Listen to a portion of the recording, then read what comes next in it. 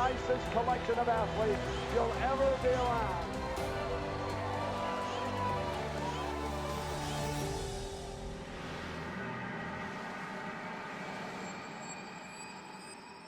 Deux années après avoir été bercé par les réjouissances des fans texans, le Riverwalk de San Antonio était bien plus calme en cet été 2002. Les supporters des Spurs n'avaient aucune raison de braver la chaleur si emblématique du sud du Texas, car loin était le temps des célébrations. 2 ans plus tôt, la franchise locale des Spurs avait pourtant réussi la prouesse de remporter un titre de champion à la suite d'une campagne proche de la perfection. Avec le vétéran David Robinson et le jeune prodige Tim Duncan, l'équipe de Greg Popovich avait à cœur de confirmer sa magnifique saison dans la durée. Malheureusement, rien ne se déroula comme prévu. Désormais, les grands cadors de la NBA étaient les Los Angeles Lakers, une équipe qui pulvérisa San Antonio 2 saisons de suite en play-off. Oui, les Californiens régnaient sur le basketball d'alors, tandis que les Spurs étaient retournés dans l'ombre de la NBA. Avec un David Robinson en toute fin de carrière, les Spurs étaient désormais à un carrefour de leur histoire et des décisions fortes devaient rapidement être prises. Situés dans un marché peu attrayant pour les stars de la ligue, Greg Popovich et San Antonio devaient faire les choses différemment et c'est à travers la draft qu'ils démontrèrent toute leur ingéniosité. À cette époque, les équipes de la ligue étaient très réticentes à sélectionner des joueurs internationaux, souvent peu adaptés à la NBA selon elles. Pourtant, San Antonio regarda rapidement en dehors des frontières du pays, en dénichant 2 joueurs inconnus qui changèrent pour toujours son destin.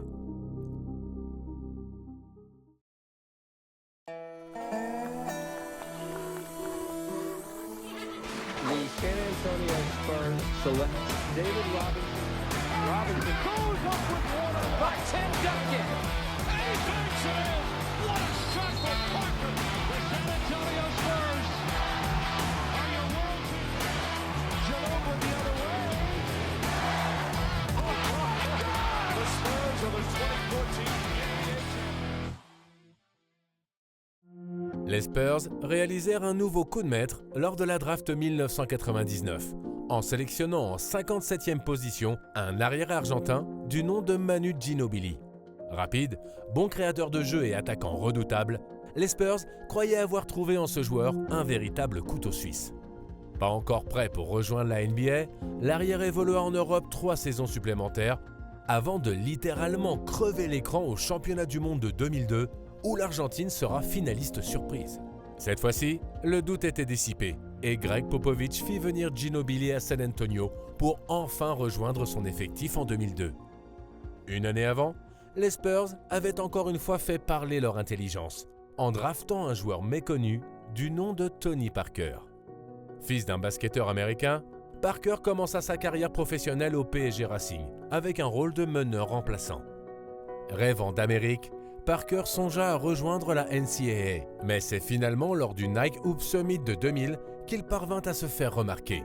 En compilant 20 points, 7 passes décisives, 2 rebonds et 2 interceptions moyennes, son talent ne passa pas inaperçu du côté de San Antonio.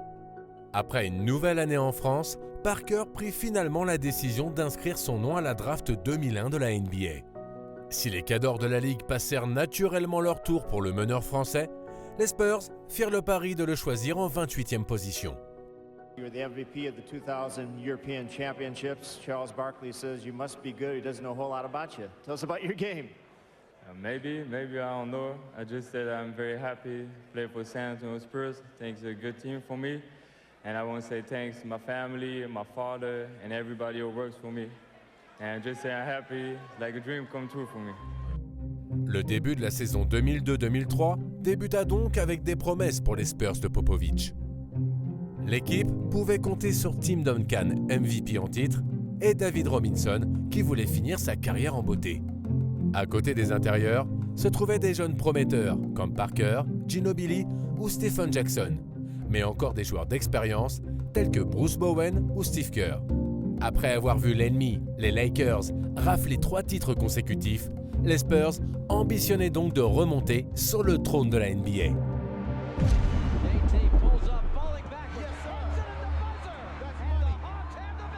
Drives on him, runs across the lane, shot, no good, rebound, A lot of young type mistakes out there out of inexperience, so we're hoping that we can continue to cut them bit by bit. Malgré les espoirs des fans de San Antonio, ce début de saison 2002-2003 fut loin d'être une promenade de santé. Avec 19 victoires pour 13 défaites à l'orée du Nouvel An, les Spurs ne présentaient pas un visage de favori au titre. Dès le début de l'année 2003, le génie de Greg Popovich sembla enfin se réveiller. En parfait chef d'orchestre, il souda les jeunes et les vétérans des Spurs, une équipe que les adversaires redoutaient de plus en plus.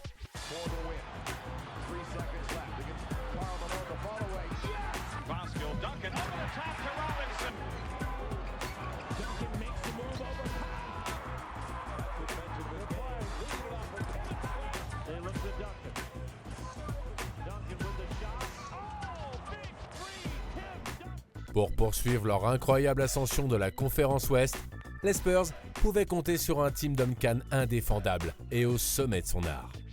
De janvier à avril 2003, les Spurs ne perdirent que 9 petites rencontres sur 49 jouées, ce qui leur offrit la première place de la conférence Ouest.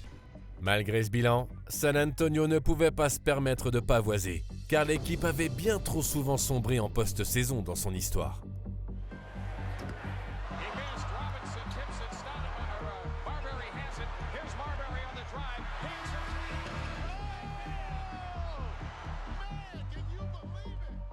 Dès le premier match des playoffs, le pire cauchemar des fans de San Antonio sembla se réaliser à nouveau.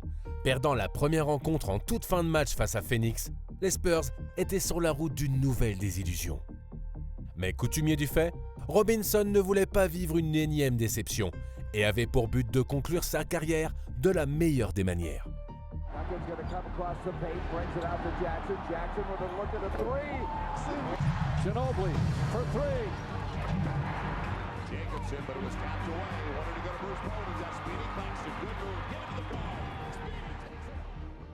Portés par le leadership de Greg Popovich, les Spurs retournèrent la situation pour dissiper tous les doutes. Gagnant finalement cette série 4-2, San Antonio pouvait reprendre le cours de son épopée, mais les célébrations furent bien courtes, car devant eux se dressait un rival de poids.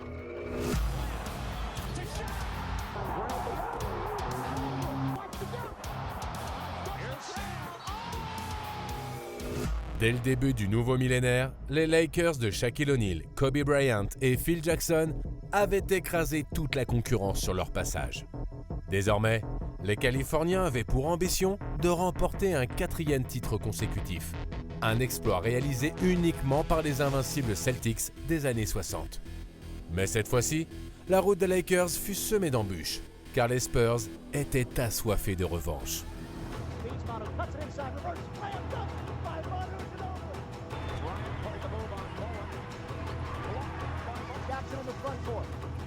Right side for Bowen, open three, right corner. Yes, another three. San Antonio, and they do it in dramatic fashion over the three-time defending champion Lakers. We have a million and one excuses that we could go to. Fact of the matter is, we're not going to make any. They played better than we did in this series. We had our opportunities to win it. They didn't go for us. Thoughts right now on beating the three-time defending champions? Unbelievable. They've been great champions. They've been so dominant. They've got two of the best players in the league and really took a great team effort. We're proud of ourselves. It's amazing Tony Parker has done what he's done, given he's the youngest starting point guard in the league at just 20. How much do you think he's grown up in this series? He's grown up so much. He's taken a lot of crap from a lot of different people. He's hadn't played well. He played well, but he's kept with it. He's kept his head up, and he's really stayed with us. San Antonio ne devait pas voyager bien loin pour disputer les finales de conférence. Dans la chaleur du Texas, les Dallas Mavericks de Dirk Nowitzki et Steve Nash voulaient faire de l'ombre aux Spurs pour atteindre leur première finale NBA de leur histoire. Malheureusement pour eux, il ne faisait aucun doute qu'en ce début des années 2000, le Texas appartenait au seul San Antonio Spurs. Si Dallas réussit à gagner la première rencontre de cette série de façon surprenante, une blessure de Dirk Nowitzki au match 3 remit les pendules à l'heure et San Antonio remporta finalement cette opposition 4-2. Ces playoffs riches en succès rimèrent avec l'éclosion des jeunes pousses Manu Ginobili et Tony Parker pour suppléer Duncan. Le Français inscrivant même 29 points lors du match 3 contre Dallas. Comme en 1999, les Spurs avaient fait preuve d'une domination sans faille en play-off et se dirigeaient en finale dans la peau des favoris. De l'autre côté du pays, le génial meneur Jason Kidd faisait danser toutes les défenses de la ligue. Au sommet de son art, il guida les New Jersey Nets vers un exploit en écrasant les rugueux Detroit Pistons 4-0. N'ayant jamais goûté aux joies d'un titre de champion, les Nets s'étaient fait balayer une année plus tôt, en finale face aux Lakers. De retour sur la plus grande scène de la NBA, l'équipe de Jason Kidd avait donc la volonté de corriger cet affront face aux Spurs. Welcome to San Antonio! The first game for the NBA Finals! Go Spurs, go! You got the real kid here, Tony Parker. We don't need no Jason. I brought this out because this was my first. Once you win this, there's nobody that can take it away from you. Stand in front of these guys. We're going to let them know we're here, right from the tip. Playing in cement. Full on jumper by Kidd. Now Martin trying to penetrate with a left hand. Nice. Here comes Kidd. Looking for that fast break. The Spurs are back. They're getting the middle. Here comes one of the way we played it all year long. David, drive that guy. Just drive him. Go to the hole. Be aggressive. Dès le début du match, les Nets se démontrèrent leur surmotivation en prenant l'avance au score. Oui, mais voilà, quand bien d'autres équipes, New Jersey fut incapable de contenir un Tim Duncan ultra dominant, qui compila 32 points, 20 rebonds et 6 passes dans cette rencontre.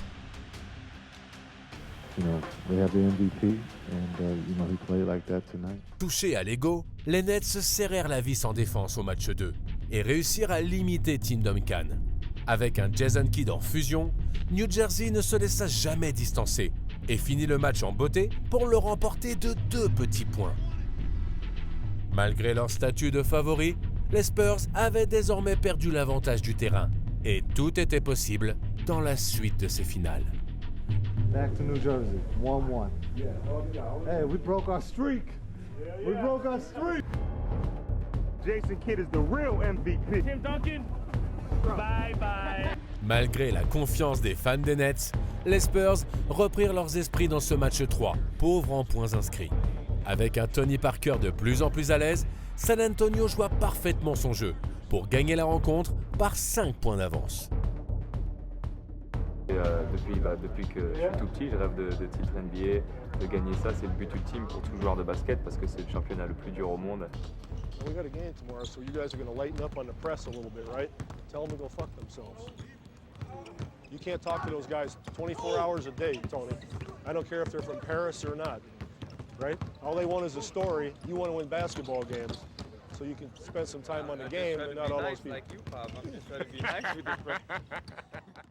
Si la route vers le titre semblait désormais toute tracée et l'ambiance décontractée, les Spurs retombèrent sur terre 3 jours plus tard, lorsque les Nets égalisèrent la série en remportant le match 4 par un minuscule point.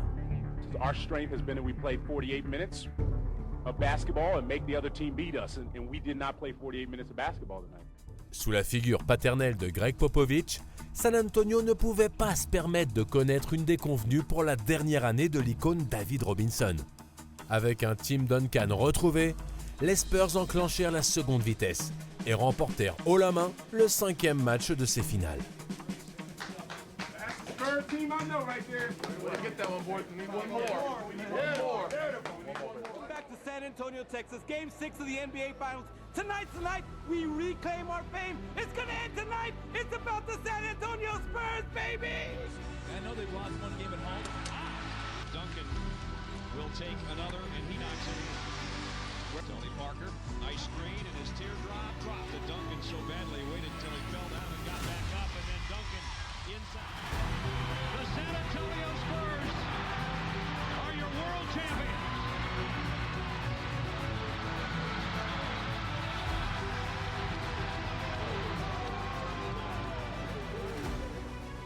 Récitant leur jeu à la perfection, les Spurs ne laissèrent pas planer le doute et remportèrent ce match pour devenir champion NBA. Incroyable de justesse, Duncan fut récompensé par son second trophée de MVP des finales. Si les habitants de San Antonio étaient habités par la joie d'un nouveau titre de champion, ces finales NBA ne déchaînèrent pas les passions de l'Amérique et obtinrent les pires audiences télévisées de l'histoire de la Ligue. Avec leur jeu peu spectaculaire et leur manque de joueurs charismatiques, les Spurs étaient à des années-lumière de la popularité des clinquants Lakers de Shaquille O'Neal ou des Sixers d'Allen Iverson. Mais le peuple de San Antonio était fatigué de devoir toujours plaire aux grandes métropoles du pays. Désormais, peu importe ce que l'Amérique avait à en dire, les champions s'appelaient San Antonio Spurs. Après les larmes de joie, c'était désormais les larmes de tristesse qui accompagnèrent les fans texans pour dire au revoir à la légende David Robinson. Considéré comme l'un des plus grands pivots de l'histoire, le joueur brilla sur les parquets lors de ses 14 saisons jouées sous le maillot des Spurs. S'il n'avait pas le même charisme que d'autres joueurs marquants de son époque, Robinson était un véritable modèle de respect et de loyauté. Incapable de se montrer vicieux, il se démarqua durant toute sa carrière par sa gentillesse et sa probité sans faille. Sans plus attendre, les Spurs retirèrent à jamais le numéro 50 de David Robinson. Cet acte marqua le début d'un nouveau chapitre de l'histoire de l'équipe. Les tours jumelles faisaient désormais partie du passé et un trio autour de Duncan, Parker et Ginobili s'annonçait comme le futur de la franchise. Avec Duncan en patron, Parker en dynamiteur et Ginobili en sixième homme providentiel, les Spurs de Greg Popovich étaient parfaitement en phase et privilégiaient le collectif aux individualités. Bien installés en haut de la conférence Ouest, les Spurs s'en allèrent à la recherche d'un second titre consécutif. Malheureusement, leurs espoirs furent rompus par une élimination en play-off face à des Lakers revanchards, bien aidés par un tir miracle de Derek Fisher.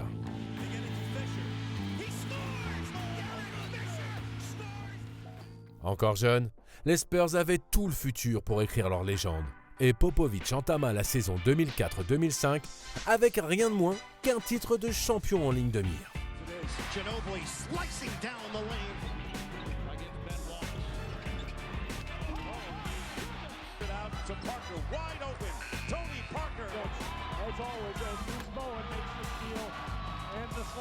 Portés par la régularité de leur trio, l'apport du vétéran Bruce Bowen ou de Robert Horry en sortie de banc, les Spurs poursuivirent leur domination sur la conférence Ouest pendant une saison, qu'ils finirent en étant deuxième au classement.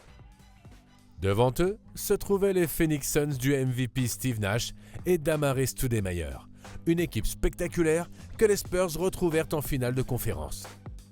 Tony Parker et surtout Manu Ginobili avaient connu une véritable éclosion tout au long de la saison, et les Suns étaient leur dernier obstacle à surmonter pour retrouver la joie des finales NBA.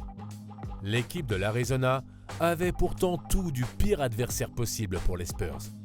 Les deux équipes présentaient deux visages totalement différents.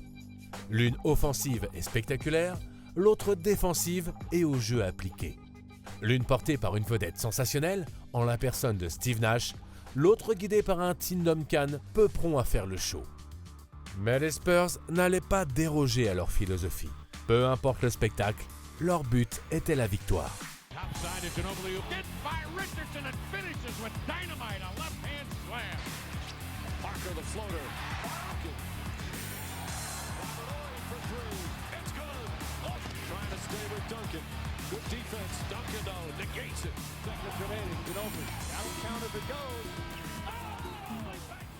Écrasant les Suns 4 matchs à 1, les Spurs démontrèrent qu'ils étaient encore et toujours les tauliers de la conférence Ouest. Oui, mais voilà, les célébrations furent de bien courte durée pour San Antonio, qui pouvait trembler à l'approche des finales NBA. Cette fois-ci, l'adversaire des Spurs en lutte pour le titre leur ressemblait terriblement. Les Detroit Pistons. Après être passé par des années difficiles, l'équipe du Michigan avait retrouvé son vice et son intensité si caractéristiques de l'époque des Bad Boys des années 80. Avec un jeu rugueux et agressif, les Pistons étaient parvenus à dominer les Lakers un an plus tôt, pour glaner le 3e titre de leur histoire. Situés dans une ville peu glamour, sans nom ronflant dans leur effectif et avec un jeu bien plus défensif qu'offensif, les Pistons de Ben Wallace, Rip Hamilton et Chauncey Billups présentaient de frappantes similarités avec les Spurs. Aucun doute, l'atmosphère était à son comble pour débuter ces finales 2005. Ready to get it on, man. Ready to go out here and handle our business. In all sports, it's the old adage, defense wins championships. And it's true, in basketball last year, that's how Detroit won it. And this year, you look at these two teams, they rank 1-2 in defense in the NBA, allowing the fewest and second fewest points. But some people think defense equals dull. Not here. Here's Parker driving all the way. Parker quickly down the floor. He's going to go all the way, and he's going to drop it in. Ginobili, all the way. They'll run time on the clock. Ginobili. Avec un Manu Ginobili en grande forme, les Spurs firent taire les insolents Pistons, en remportant le match 1 par 15 points d'écart. Maladroit offensivement et bien moins appliqué défensivement, Détroit se fit encore une fois laminer 2 jours plus tard, face à des Spurs au sommet de leur art. Menant désormais la série 2-0, San Antonio était grandement favorite au titre final. En effet, seules 7 équipes sur 153 avaient réussi à surmonter un tel écart dans l'histoire de la post-saison NBA. S'ils semblaient à court physiquement, les Pistons n'avaient rien perdu de leur mental d'acier. De retour devant leur public, il était clair que la bataille allait devenir de plus en plus explosive.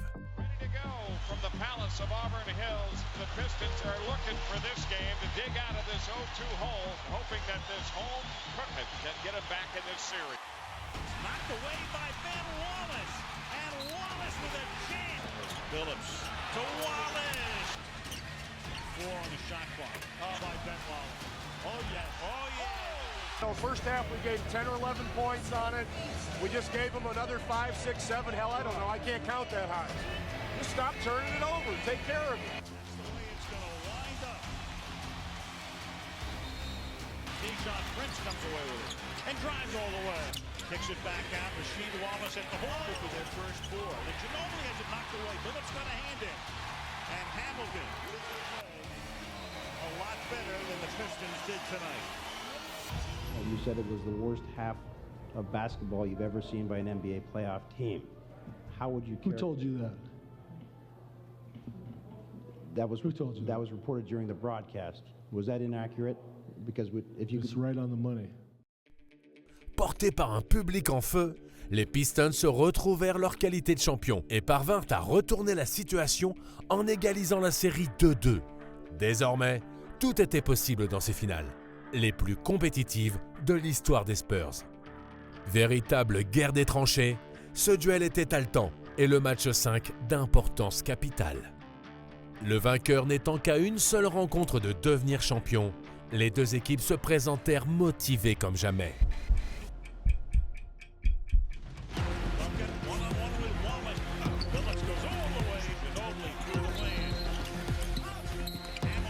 Serrés du début à la fin, 48 minutes ne furent pas suffisantes pour départager 2 adversaires en fusion. Les Pistons réussirent à créer un mince écart tout au bout des prolongations. Mais les Spurs possédaient la dernière balle avec 9 secondes à jouer. C'est alors qu'un Roberto Reed des grands soirs décida d'écrire l'histoire.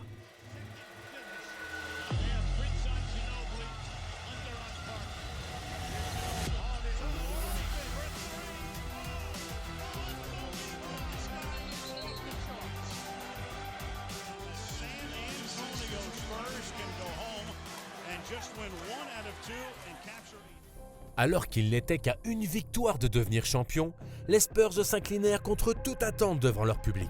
Cette défaite prolongea ces finales jusqu'à l'épilogue rêvé des fans de basketball, un match 7. Game 7, the 2 best teams in the league. Don't get no better than this.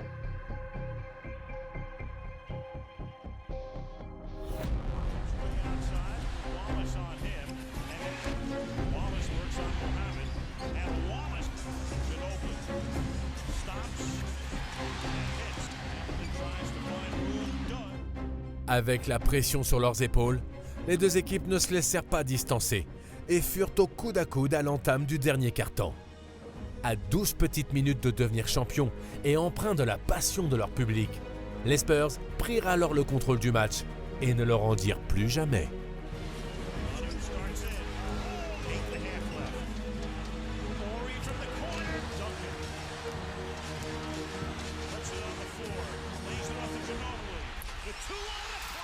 That's the third time in 7 seasons the San Antonio Spurs are the NBA champions.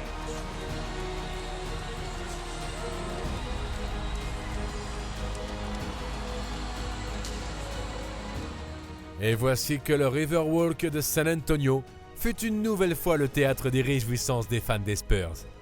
Les Spurs, cette modeste équipe du sud du Texas qui écrivait sa légende année après année en remportant leur 3e titre en 6 ans. Les dirigeants arrivèrent encore à renforcer l'équipe pour la saison suivante avec la prolongation de Robert Horry et l'ajout des vétérans All-Star Nick Van Exel et Michael Finley. Toujours aussi talentueuse, l'équipe finit la saison 2006 avec le 2e meilleur bilan de la ligue, derrière les Detroit Pistons. Toutefois, la revanche annoncée entre ces deux franchises n'eut pas lieu. Les Spurs, après une victoire difficile contre Sacramento, s'inclinèrent lors du 2e tour face aux Mavericks de Dallas. Cette série s'avéra l'une des plus serrées de l'histoire, avec 5 des 7 rencontres se terminant avec un écart de moins de 3 points, dont 2 qui se décidèrent en prolongation. Depuis leur éclosion en 1999, les Spurs avaient atteint une quasi-perfection et l'objectif de chaque saison n'était ni plus ni moins que de devenir champion. Toujours aussi déterminé, San Antonio retrouva les finales NBA en 2007, cette fois-ci face aux Cleveland Cavaliers de LeBron James. Depuis son arrivée avec fracas en 2003, James s'était imposé comme l'un des plus grands prodiges de l'histoire, mais ne parvint pas à sensiblement élever le niveau de jeu des Cavaliers à l'effectif limité. 2007 semblait finalement être l'année de la consécration pour LeBron James, qui participa enfin à ses premières finales. Mais comme en 1999 et en 2003, les Spurs firent preuve d'une sévère domination sur leur adversaire. Bien trop esseulé, LeBron James ne put rien faire face à San Antonio, qui remporta ses finales peu spectaculaires 4-0. Alors que Tim Duncan avait été le héros des autres titres gagnés, ce fut cette fois-ci à Tony Parker de lui voler la vedette, en glanant un prestigieux titre de MVP des finales. Dans une ville qui ne faisait jamais parler d'elle, les Spurs avaient réussi à placer San Antonio sur la carte des États-Unis. Avec leur jeu atypique et leur organisation quasi familiale, les Spurs étaient à des années-lumière des autres franchises clinquantes de la ligue. Toujours prêts à se sacrifier pour le bien du collectif, les joueurs de San Antonio venaient de confirmer leur place dans l'histoire du basketball. Oui, cette équipe était une véritable dynastie qui se devait d'être placée au rang des meilleurs de tous les temps. Les années après l'obtention du 4e titre des Spurs virent l'émergence de nouvelles têtes d'affiche en NBA. Avec la création du Big Three de Boston, puis de celui de Miami, l'heure du modèle Spurs semblait avoir sonné et les stars avaient désormais pris le pouvoir sur la ligue. Avec l'émergence des réseaux sociaux et la popularité croissante de la NBA, San Antonio fit moins parler d'elle et le trio des Spurs semblait sur le déclin. Pourtant, depuis son arrivée en tant que coach, Greg Popovich s'était attelé à user d'intelligence pour faire déjouer tous les pronostics. Une qualité dont il fit preuve en 2011 en draftant un certain Kawhi Leonard en 15e position. S'il n'était plus de première jeunesse, les Spurs n'avaient rien perdu de leur cœur si caractéristique. Et à ceux qui croyaient que le roman à succès de San Antonio était terminé, les Spurs de Greg Popovich avaient encore un dernier chapitre à écrire.